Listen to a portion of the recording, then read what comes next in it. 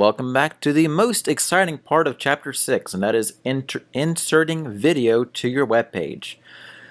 Just as a quick review, for video codecs, we have VP8 or VP9 and H.264, H.265. Don't worry about it, don't even know about this. Next section, container formats. You have different versions of how videos can be loaded and stored on web servers or even local computers. For most modern browsers, they can support what's called a WebM or a .webm format. You also have .ogg and the most popular of all of them, the MP4. Now the good thing is most modern browsers support MP4. Older browsers support OGG and a lot of them support WebM. What's the difference? Get to that in just a minute. The video element, the old way, like I talked about with the Flash and the Adobe Macromedia Merger and Silverlight, all the other stuff.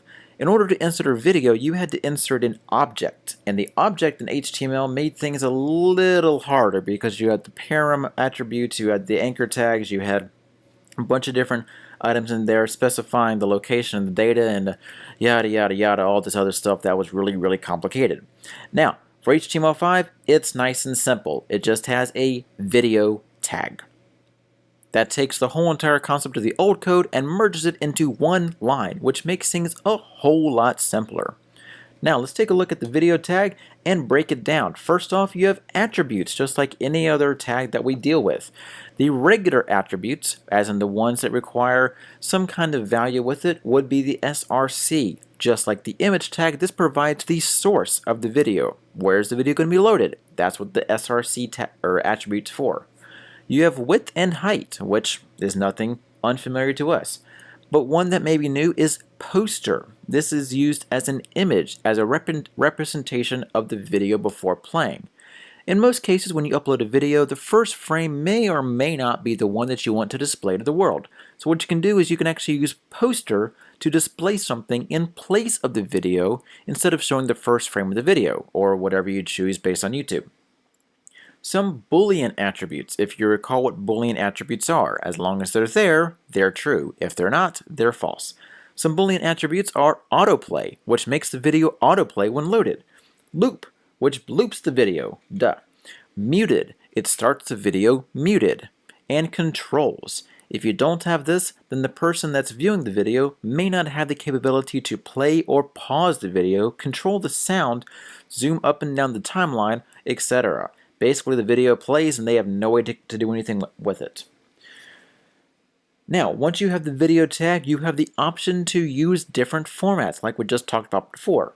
The most basic version of video would be the src tag with the video file there. And of course, we just have the attribute controls because, well, that makes things easier on the user.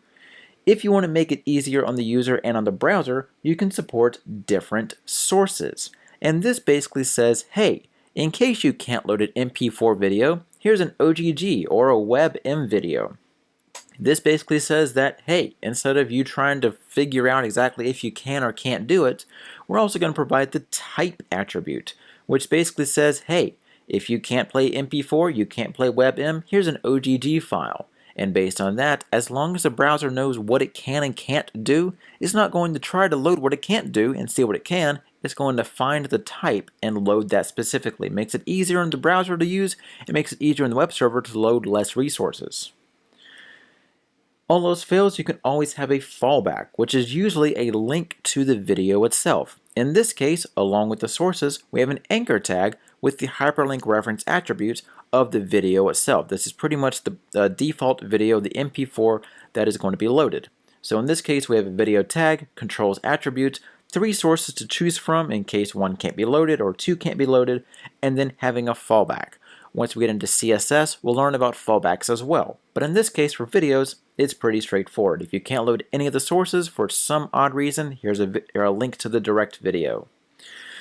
Okay, and here's everything in an example just in case you wanted to see it. We have a video tag, we have controls, autoplay, muted, loop, and poster because we have a cover of it. Width and height specified. We have 3 sources and the fallback anchor tag.